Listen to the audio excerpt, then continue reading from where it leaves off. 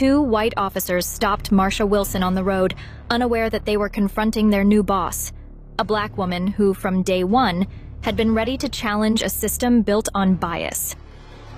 Their brazen and racist questions weren't just an insult to her, but a stark reminder of the very thing she was there to fight in this city.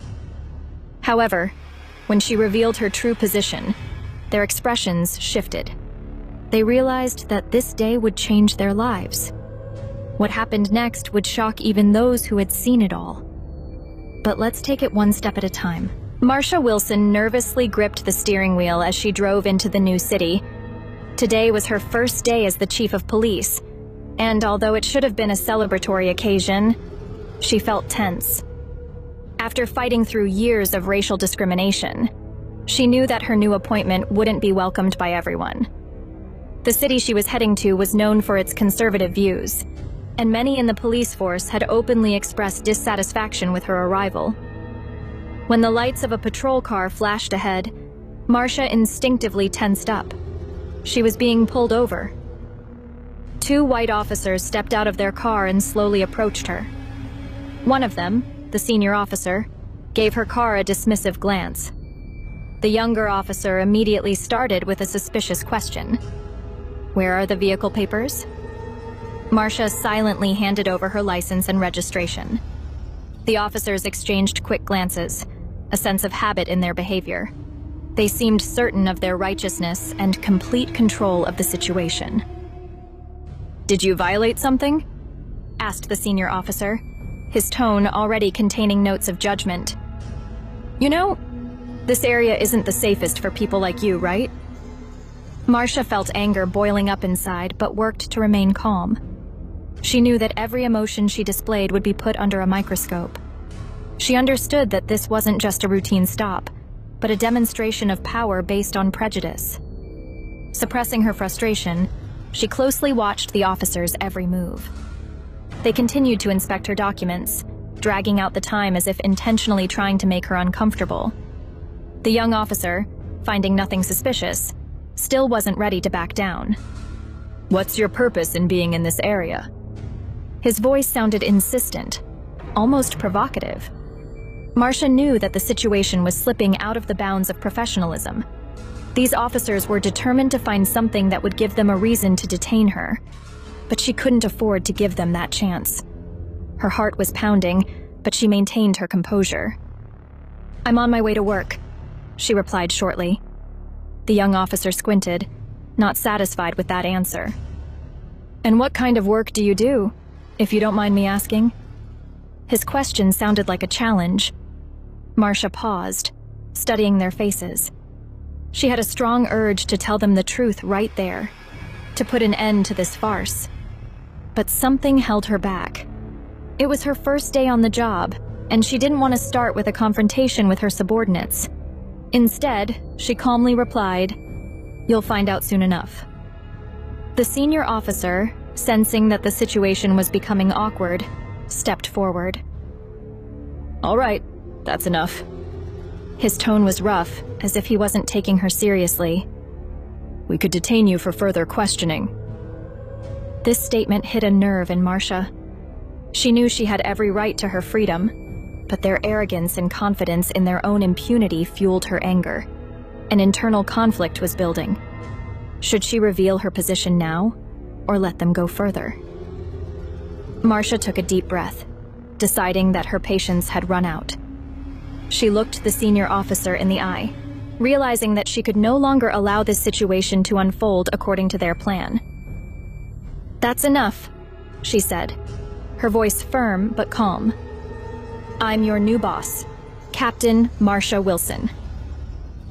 Both officers froze. Their eyes widened in surprise, and their faces reflected complete confusion. For a moment, silence filled the air, thick with unease and bewilderment. The younger officer didn't immediately grasp what had happened, but the senior officer instantly realized the gravity of the situation. You're the chief?" The senior officer stammered, his confidence evaporating in an instant. "Yes, and I'd like to know why you stopped me and why this pointless interrogation continues."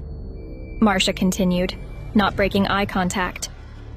The younger officer was still confused, but the senior officer, now fully understanding the predicament they were in, hurriedly tried to find the right words.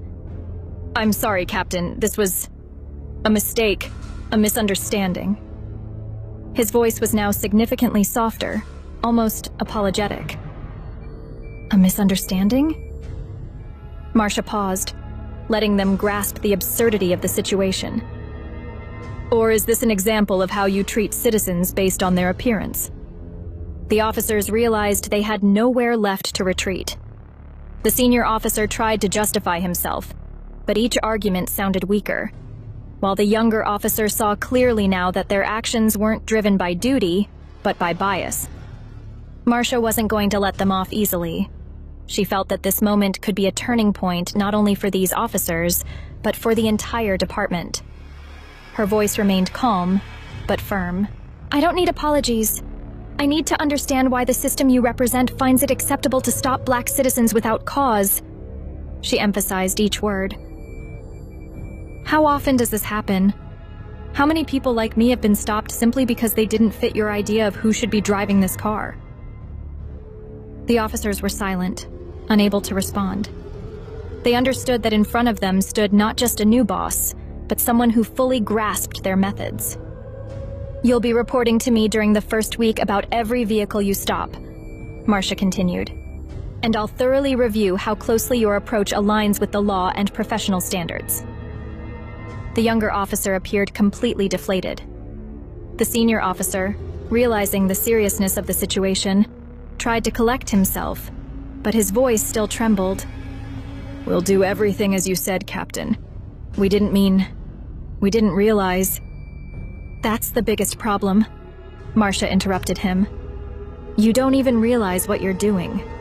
She left them standing there as she got back into her car. Steadying herself, she started the engine and drove off, leaving them to reflect on their actions. But her work was far from over. Later that day, Marcia gathered all the officers for her first meeting. She knew that change in the system had to start from the top. In front of the entire team, she recounted what had happened and made it clear that such methods would no longer be tolerated. She didn't blow it into a scandal, but she made sure they knew that things would be different from now on. Every officer in the precinct would have to understand their responsibility in how they treated citizens, regardless of their race or social status. The story quickly spread throughout the community. For some, it was a sign of change. For others, a warning.